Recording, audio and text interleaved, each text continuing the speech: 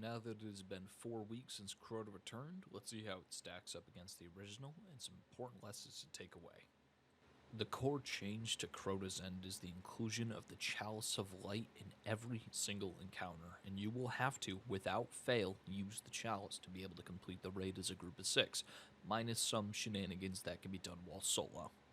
Instead of the Chalice being a very simple health regen, the Chalice now works on a timer where charging it fully will gain a stack of enlightenment, which can be used to light lamps, speed up and start plates, expunge ogres, do a small amount of damage to Crota, pick up swords, and go through hive barriers.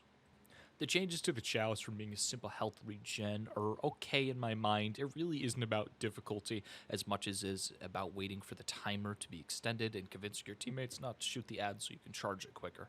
The Chalice changes feels like it was made to bridge the gap of the raid being too short, because by virtue of waiting around for enlightenment and charging, it extends every single raid encounter by several minutes. This length is felt heavily, especially during the Abyss and Bridge, where all of the encounter mechanics, which are notoriously long if the team doesn't have a good Chalice management, or even doing it as Bungie intended, just standing around and waiting, it can be really long and very tedious at times.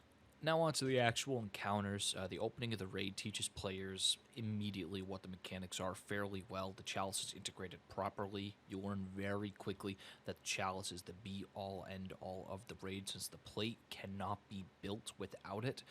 The opening section does a really good job teaching you what to expect and that the Chalice needs to be used moving on.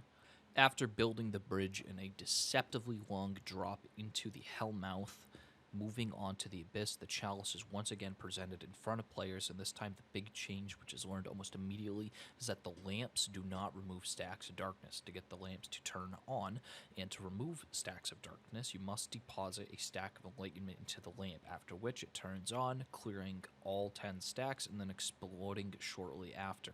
As you move forward to the next lamp, you realize you can't deposit any enlightenment into it, and you wipe. The second big change is that the Chalice must be deposited into a slot at a lamp to activate the next sets of lamps. The podium, where the lamp gets deposited into, is random, and you need to be paying close attention to where it spawns, otherwise you won't be able to proceed. My thoughts on the Abyss is that it's more involved than the original. I think that it's better in all areas because it's not a cakewalk. The new movement mechanics of Destiny 2 being Strand made me think that this was going to be a walk in the park, a breeze by. However, that's just not the case. It can be a piece of cake. You can use Strand to fly from lamp to lamp. However, you still need to deposit the Chalice to activate the next sets of lamps and eventually to activate the plate at the end of the Abyss. So, it's recommended to just go piece for piece, lamp for lamp, deposit by deposit. After depositing enlightenment on the final plate of the Abyss, waiting for the bridge to build, and entering the next encounter, you then get to what is the travesty of the bridge. The bridge encounter's design is as dated as Destiny. Stand on a plate to make things happen, and wait, and wait, and wait. This encounter is just a large waiting game. Wait for the Chalice to charge, wait for the bridge to build, wait for the sword bearer to spawn, wait for the ogres to spawn, wait for everything. It is as slow as it is boring. There's nothing as a player you can do to speed it up. Most actions a player will take will just slow the encounter on as little mistakes compound. Forget the sword, that's a minute. Mess up the Chalice rotation, that's another minute. Last player dies on the first side before they cross with the final sword. Might as well wipe and try again.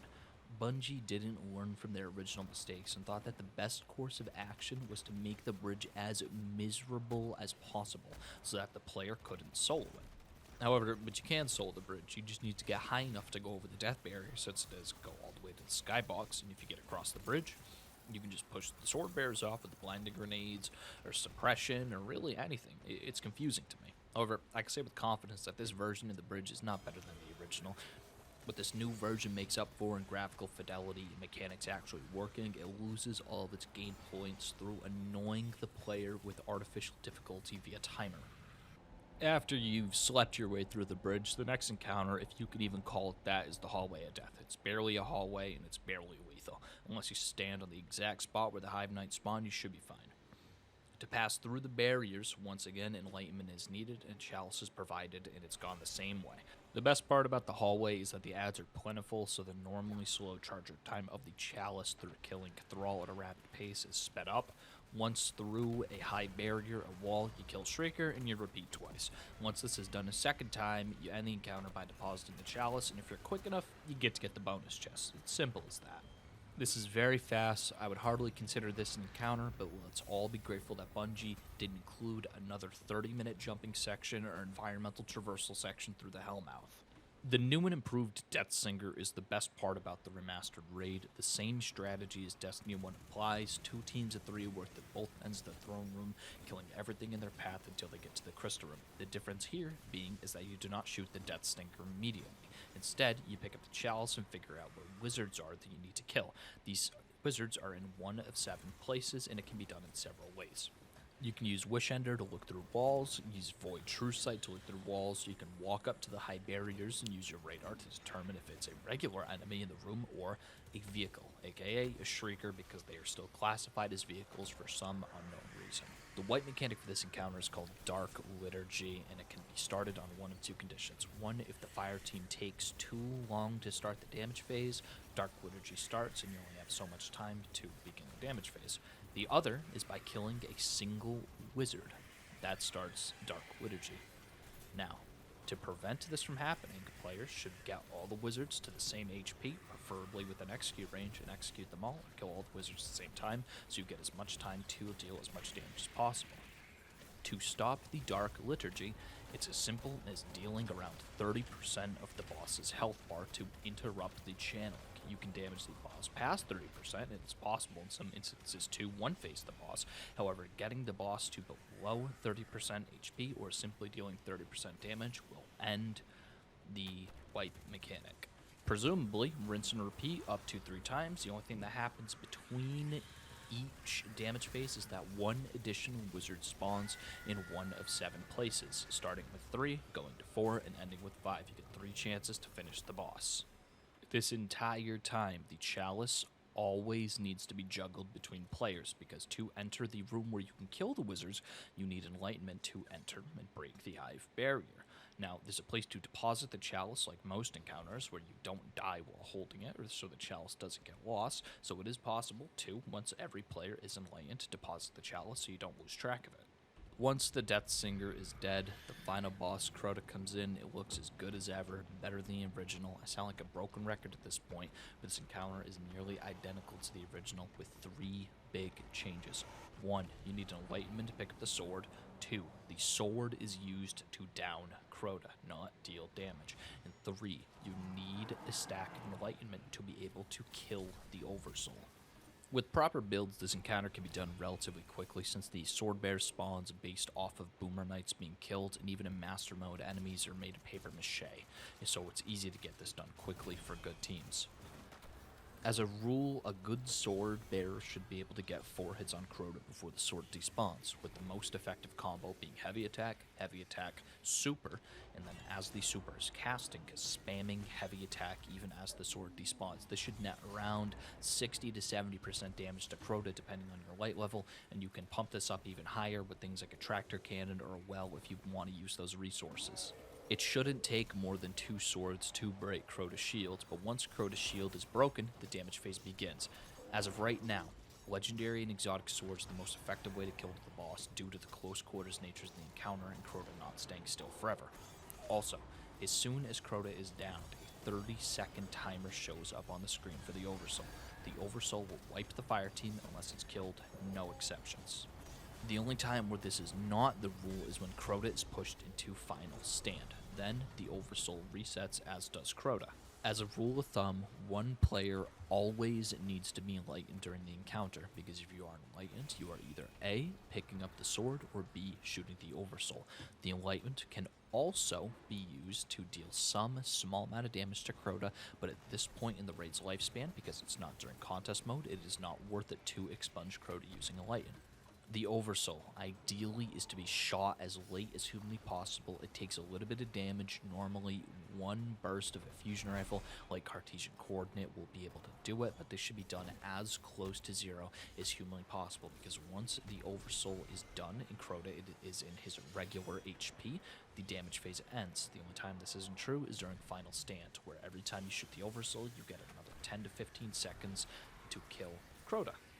Assuming everything has gone right, you've used the swords to down Crota, you've shot the Oversoul enough times, and you've finally gotten Crota to around 20% health. He becomes immune and enters a final stand, where after a few seconds he emits a damaging pulse and you need to back up, otherwise it will probably kill you. But then, shortly after that, Crota will be damageable, and players will have a small amount of time to do his remaining 20% of health.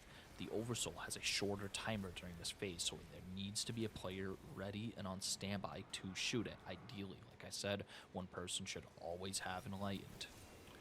New Crota is fun. Like most encounters, it's a good change of pace, even if it is as simple as the boss being damaged with guns and not the relic sword. It is definitely an improvement over the original. Obviously, everything looks better, the mechanics all work. It's almost impossible to solo, and it is all done at the player's pace. Discussing the raid loot, we are missing from Destiny 1 three things: the Black Hammer, Light of the Abyss, and Hunger of Crota. Of these guns, Black Hammer is in the game in the version of Whisper of the Worm, and Light of the Abyss and Hunger of Crota, I'm not missing them. I don't know about you. Of the guns that we did receive, all of them are usable. No weak links this time. All of them. Oversoul Edict, Abyss Defiant, Lord Crota, Fangavir Yut, Swordbreaker, Song of Yut are all back and better than ever with some great perk combinations on all of them. Not only that, the Necrochasm is back and is earnable via quest instead of random drop. My end of raid impressions after 4 weeks of participating in the Day 1 raid race is that this version of Crota is better than most raids that have ever been in Destiny 2. The mechanics, despite being slow, they function properly. There's a solid loot path that makes it easy enough to obtain everything, including the exotic, over the course of several weeks. The weakest point of this raid is the bridge encounter, as expected, in the fact that there is 2 bosses instead of 3, but Death Synchro was improved drastically over the original, so that does make up for it a little bit.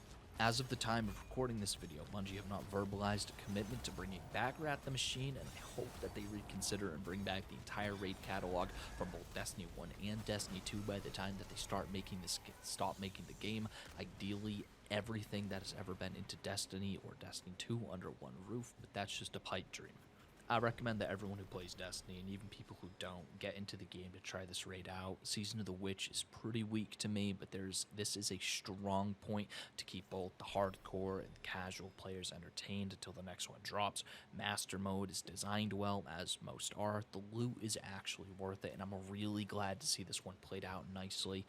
The raid race was okay. Salt the Greppo got his 4th raid belt. Congratulations to him, even though he almost failed because he didn't pick up the hammer. Anyway, let me know what you think of the raid in the comments below. And until then, thank you for your time. Thank you for watching.